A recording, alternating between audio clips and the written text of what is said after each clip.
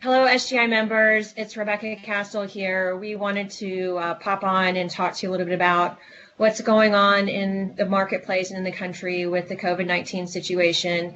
I want to thank Gus Antos, Tim Bolden, and Jimmy Dale for joining me today. I know that this is a trying time for all of us as we're trying to navigate the unknown. I know that's caused a lot of fear and anxiety.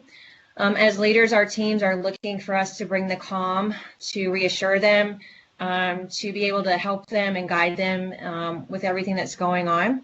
And our focus needs to be on preparedness and what we can control, because there's a lot of things right now that we can't control. And I know that if you watch the news every day, if you're on social media a lot, that can really influence the state of mind that you have. And so we need to be diligent in where our influences are coming from and make sure that we're also surrounding ourselves with very positive resources as well. We've actually added a resource page to our hub all about this topic, and it's actually live now. So after this call, you can actually go to the hub and visit that. And also make sure that you are, if you're struggling, that you're reaching out to your fellow members and to SGI headquarters so that we can help you immediately. We've compiled a list of questions. Don't by any means think this is comprehensive, but thought we could start the conversation with these. So we'll go ahead and get started. The first question I want to ask our panel here is, how are you dealing with school closings in your area and employees or maybe techs that need to be home with their children? Tim. It was a greater problem. The state of Maryland just said all business except for essential businesses need to close. So now it's more likely that that a spouse will be home. But we have had a couple cases before they made that declaration. So we're just having to work with everyone on a case-by-case basis as they bring it up. Okay, great. Thanks. Jimmy, have you guys had that scenario? Yeah, we had it pretty early on. And what we did is we were, of course, we started canceling all our weekly meetings and trainings. So we just took the training room and we actually made it into a little quasi daycare and had hired a couple of the girls that, their daughters are home from college. We actually got some college kids, 2 college kids to watch about 5 to 7 kids. That was only for about 3 days, but it just helped in the transition. So once they made arrangements and everything, it was a little bit of a liability, but that's what we did just to kind of, ease the pain at first. Okay. And Gus, what are you guys doing? We haven't done anything different than what Tim and Jimmy have said. So same things there, and letting as many people work from home as possible and facilitating that. So, this is a fluid situation. The government just today announced a lot of this stuff. So people are going to be wanting to stay home. You just got to deal with it, figure out how to overcome it. Okay. Are you allowing people to take PTO if they have it at this time? We're not even asking them to take PTO. We're just trying to figure out a way for them to be productive by staying at home. That may change in the coming weeks, but as of right now, mostly everybody, we haven't really experienced that issue in the field because those people are production based. Most of them are wanting to work. So, and I know that's probably different in every market. Sure. Jimmy and Tim, are you allowing your teams right now to take PTO if they're staying home? We are. We're actually, we've set up a coronavirus fund, which is money to pay if we have people that exhausted their PTO or for new people that don't have any, but it's only for people that either have been diagnosed or we've asked to stay home because they're showing symptoms, not necessarily maybe that they have corona, but if they have a fever or a cough. So we have set up a fund to help people.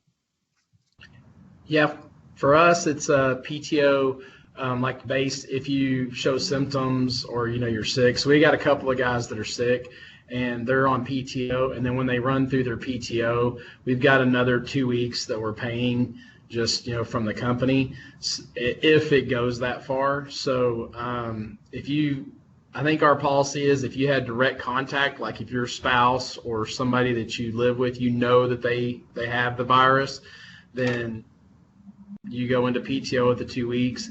And then But anybody else that's at home, they're working at home. So something too about the working at home I think is important is to give guidelines on what they're supposed to do and their availability. So we've got each department that we've got staying home now. I think we got almost everybody but the call center by Friday will be at home. And but we've got guidelines. You clock in at this time, you log in at this time, you notify this person when you're going to lunch, and that way everybody knows they can communicate with everybody. So I think that's important because they're not used to working at home. It's like, hey, let's just give them some structure before they head out. Okay, good. And are you currently dispatching techs from home? Let Tim answer first. Yes. Yeah, we stopped all morning meetings, and the techs are coming into the office, but we're trying to limit that to a few times a week. We have just started sending postage envelopes with postage on them. If they don't think they're going to be back for 3 or 4 days, if there's a large check, they can mail it to us. Okay, and Jimmy? Yeah, we're right now we've done the same thing. They're dispatching from home, and then they're coming in 2 times a week to the office, and then everybody's staggered so that we have the least amount of people up here. So we kind of staggered all the groups, and then kind of some. Tim was talking about the mail. We just instituted it's kind of funny you don't think about this, but the person that gets the mail and sorts it and opens it and does all that, we've kind of made protocol for them to wear gloves, open it up and sort it, because they were just doing it barehanded, and I go, there's no telling how many people have touched that envelope. So we're trying to do some of those things too and scan things in the computer. But yeah, we're dispatching from home as of this week. And Gus? Same thing as these guys. We're dispatching from home. We have limited, as I said before, we have limited people in the office, mostly just managers. Our call takers, we have the technology to be able for them to stay at home. So for the most part, we've just communicated that if you feel like that you're at risk or you live with someone because an immune system would be at risk, feel free to stay at home and work there. And so that's worked well for us so far. Okay, great. All right, our next question. What safety precautions are you taking for your customers and for your employees? And how have you communicated that? Tim? We did start with a letter, like Jimmy said, emailed to everybody, got a very positive response, and we have a banner at the top of the website. We used to have a big pop-up coming up, but we thought maybe we should back off a little bit. Ours is a little bit more subtle now, so they can still see it easily and click on it if they want. The main thing is that we are reducing the touch contact. So part take your hand or hand out a business card. The techs are mandated to wear surgical gloves. We've always worn the booties, but now we're requiring the gloves on every call. More importantly, and we started this a couple days after we started the gloves, is we're no longer requiring the signature on the iPad. If they're paying by credit card, we're no longer going to grab the credit card. We're going to ask them to read the number to us. We're going to ask them to, if we need to use the thermostat, ask them to turn the heater on or off for us. So we're trying to eliminate as much as possible all that we can touch while we're in the house. We also made sure that the technicians had trash cans in their trucks. And now we're making them use trash bags, so it's easy for them to throw out their dirty gloves or their shoe cover. So we're trying to think of the things that, like Jimmy said, for the mail handling. I hadn't thought about that. So it's so fluid. I wrote that down, and every day we seem to be adding something more to it. But we're trying to take care of everything that we can. We don't have masks. First of all, I couldn't even get them now. We don't have hand sanitizer on all the trucks because we can't find that now. Division has things that you can buy, but I hate to even say that. It'll probably be sold out by the time we all go check, right?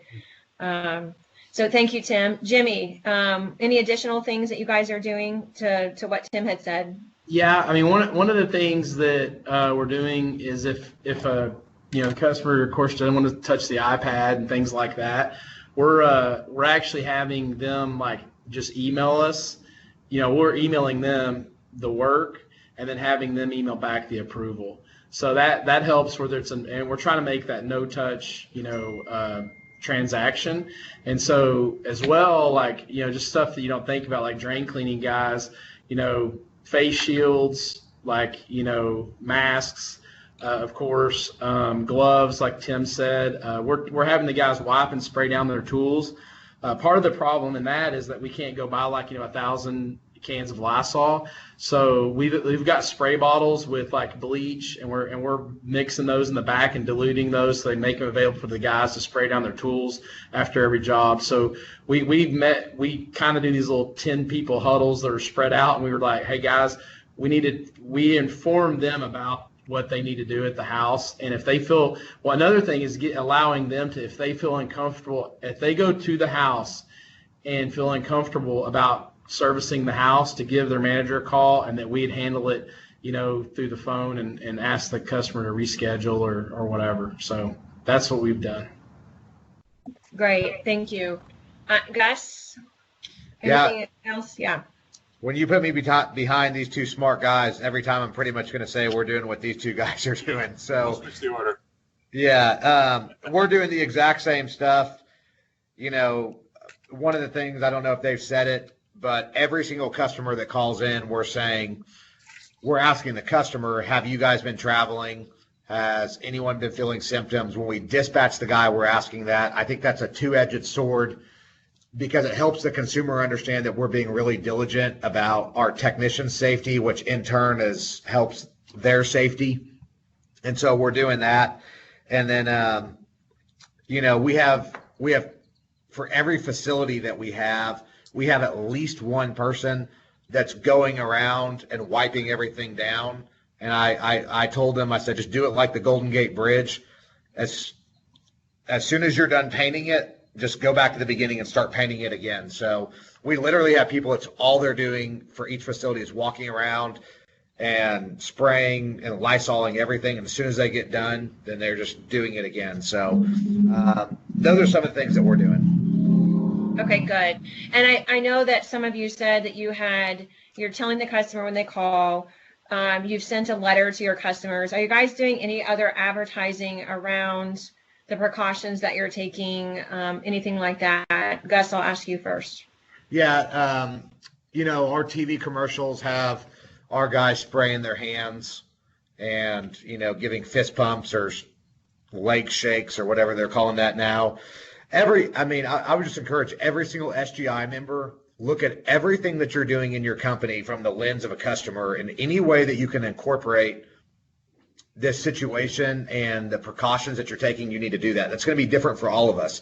Some of us are on radio, some of us are on TV, some of us have emails, Facebook ads. The more that we can do to just illustrate that it's safe to have us in your home, that's what you need to be doing, and it's going to look different. But every single touch point, when the customer calls in, we need to be telling the customer, we're aware of this. This is what we're doing. When our technicians show up, we've even done some really simple stuff. We have a lot of electricians. They have those little heat guns that when you put it on something, it shows their temperature. So our guys have been doing fun stuff, shooting themselves in the forehead and showing the customer they don't have a fever, just making it fun. So you just got to do everything you can to help the customers understand that you're aware of it and you're not going to touch anybody, so on and so forth. I think that's a great point. I think right now, depending upon the market that you're in, there's a lot of different things going on. I think if you're in a larger market, there might seem like more businesses are open and available. In smaller markets, it kind of feels like the whole towns have shut down. And so we're in a small town here in Champaign. We've done the Facebook thing, we've done the email thing, but we're just recording an ad that was written by the brand guys for radio, just to let people know the precautions that we're taking. But I think he had a great point, right? He said, look, we need to go for the emotional connection and not just try to, laundry list and educational things. So, but I think the point is we've got to tell people that we're willing to do whatever it takes and that we're taking the precautions and it's safe to have us in your home. Absolutely. Anybody have anything else to add on advertising the precautions or doing anything else? Tim, I know you mentioned your website. Anybody doing anything else other than those things? We had a new radio spot start yesterday as it related to. I think the message is if we're not telling people, I think they're assuming everyone's closed and no one's coming out. That's right. And I That's think right. that's a bad assumption, and we've got to overcome that.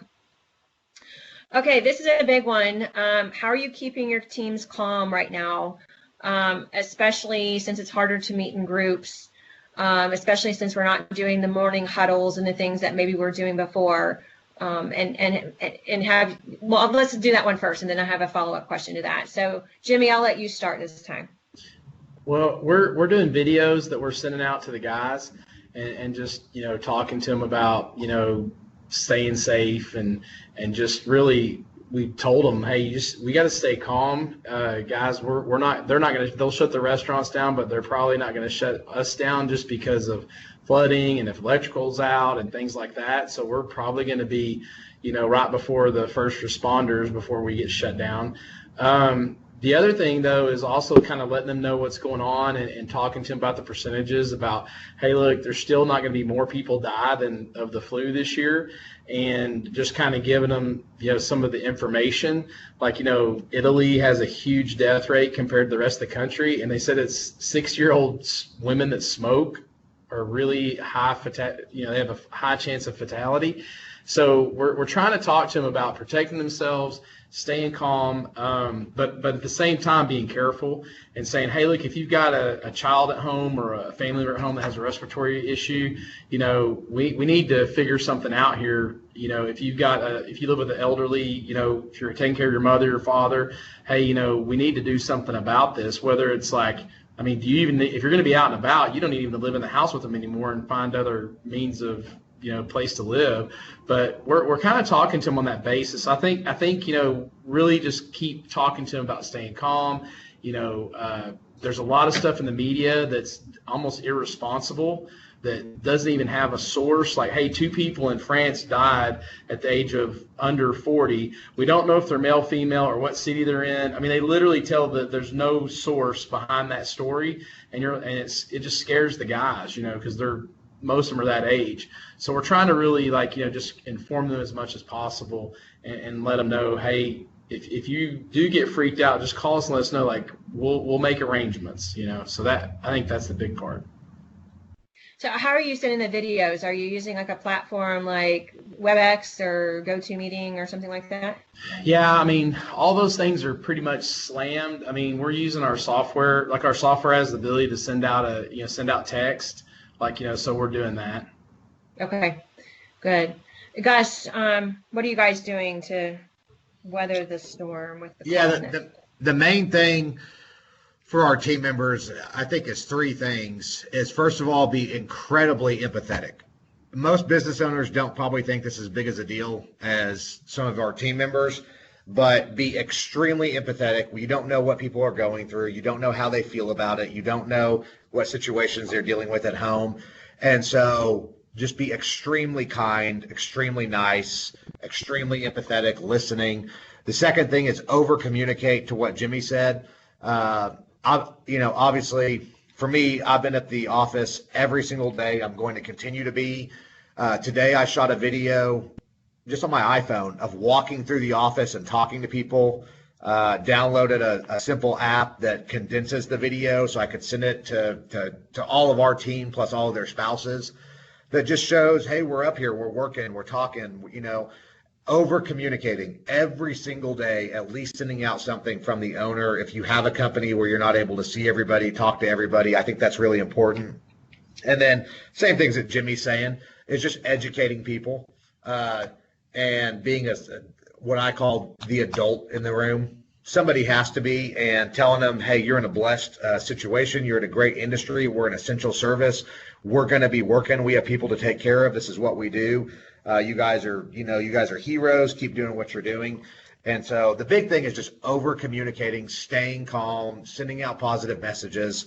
And people, the 3 things that we're on every single message that I send out is don't fear, stay calm, and find the good. And that's just our mantra in every single thing that we're doing. So that's what we're doing. Hey, guys, repeat the 3 again. I think because of technology, we lost the first one there. Yeah, it's don't fear, stay calm, and find the good. And so today my little message was, hey, we've been talking about finding the good. I drove to work today in probably record time because there was absolutely no traffic. Technicians, I know that you guys hate traffic. You complain about it all the time. We solved that problem for you for the next week or two. So, Very good. Tim, how are you guys keeping the calm up in Delaware? As much as possible, we're trying to do everything that we can like we did before, even though we're not meeting. We're trying to Zoom meet with the guys on a regular basis to keep them in the habits, and as much as business as usual. I do think if you have a culture where your people know that you care about them, that you cared about them before this, and you tell them that they're our top priority when we're going through this, if you built that trust and that relationship, then rolling into this has been relatively smooth. I agree with that. Good. And Jimmy, anything else that you guys are, oh, you started, sorry. Yep. I won't make you answer again. You guys already talked about PTO, so we won't talk about that. As far as, I know we chatted a little bit about, the potential of customers not being able to pay. I'm assuming everyone on the call probably has financing in place, uses things like telecheck to check on the validity of a check payment. I just wanted to mention to our members that if you're getting cancellations, if you're dealing with things like that, as far as people not being able to pay, I know that's a challenge. It's not a challenge that I think these guys have faced yet, but it's one that we have faced at Cassel Home Comfort. What we're trying to do is reschedule people for a time that works. We're obviously going back through the scripting of all the precautions that we're taking. Some people, you're just not going to be able to change their mindset. But what you want to do is make sure that you can reschedule them to a further date out and then stay in touch with them as much as possible. You need to have financing in place. SGI next week is doing a whole thing with our SGI financing partners to talk to you about all the things that you can be doing to offer financing during this time. That's going to be important to people if you're not signed up with all of those particular companies. If you've got club members canceling, here's what I talked to our guys about yesterday is, look, we do perpetual payments. So we've got monthly club memberships out there. If you've got a customer who says, look, I can't pay you right now, I need to cancel this, what we're saying is, look, why don't we just put you on hold? We'll only bill your credit card $1 a month right now. You can keep your front of the line priority service. And then we'll check back in with you next month to see, how you're doing, so that we can then figure out a time that we can actually get you back to full pay so that we can get your tune-up done. The reason why I feel like that is a better scenario is if they cancel and you don't have the credit card number any longer, they could then ghost you, and then it's harder to get back in touch with them. At least if there's some type of relationship and you can keep them with their credit card going, the likelihood might be a little bit better of saving them in the future should things change for them financially. I just might ask, the three of you all, just your perspective on, being aligned and working together. I know some members aren't as active. Some people are not as engaged in what's going on with SGI. But just wanted to say, if you guys could speak a few words about the strength in numbers or the power of us working together. Gus, I don't know if you have maybe any comments surrounding that. Absolutely. There's safety and I don't know the right word for it, but knowing that you're not alone. So, this week alone, I've been on the phone with our network of people just saying, what are you doing? How's it going? What are you guys doing? And half the stuff that we implement comes from somebody else. And that's the power of SGI. That's the power of talking to your coach. Your coach generally talks to more people than the coach's entire job is to talk to members. So generally, they have a very good pulse on what people are doing, the ideas that are out there. And if they don't, they're going to connect you with somebody that does. So I highly encourage, talk to Sonia, Missy, Bill, whoever it is, doesn't really matter. Be talking to them, be talking to the other members. I think I'm not minimizing the amount of resources that it takes to be a part of SGI, but at a time like this, I feel like it's more important than any other time because everybody has to get through this. Everybody needs to know the best ideas that are out there, and this provides the greatest resource. That's why we're doing this call, is to help other SGI members. Our job is to aggregate information and ideas and spread it. And so I just encourage everyone to continue to do that. Thank you, guys. Tim, I know you being an EAB member, I don't know if you have any different perspective or just anything additional to add to what Gus said. Well, misery loves company.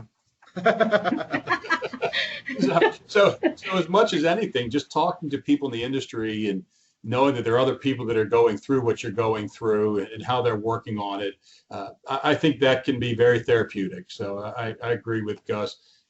Reach out to us, reach out to friends that you have, reach out to your EAB. I'm sure they're all willing to pick up the phone and talk to you.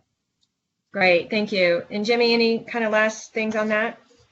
Yeah, I mean, I think it's important, like, for, just sharing information. I mean, something as simple as taking, like, the communication that maybe, one of you guys sent out and emailed, and you not thinking of that and going, hey, do you mind if I get a copy of that, just so you don't have to recreate the wheel. I mean, that's kind of the power of the group, is to skip steps, and also stuff that doesn't work, and some mistakes that may be made in the home. Asking those questions when there's going to be some difficult scenarios that we come into a home where their water heaters flooding the house and they're coughing all over the place. I mean, what do you do? And that can be really tough. So the answering those questions and bouncing ideas off each other, like what Gus and Tim both had said, I think it's paramount in these times that are really tough.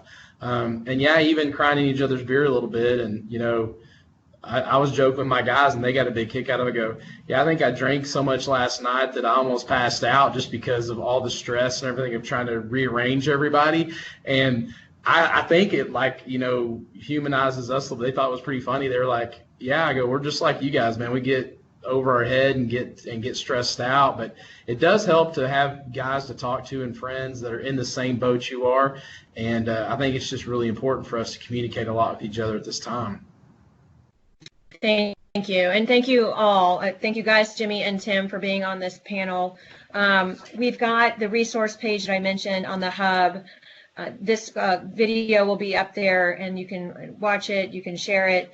We'll continue to communicate with you, the member, through that resource page as well as our Facebook page. I know there's been lots of questions about expo cancellations, and I wanted to make sure, for those that don't know, the fall expo date, that is September 30th through October 2nd, will be in Orlando, Florida.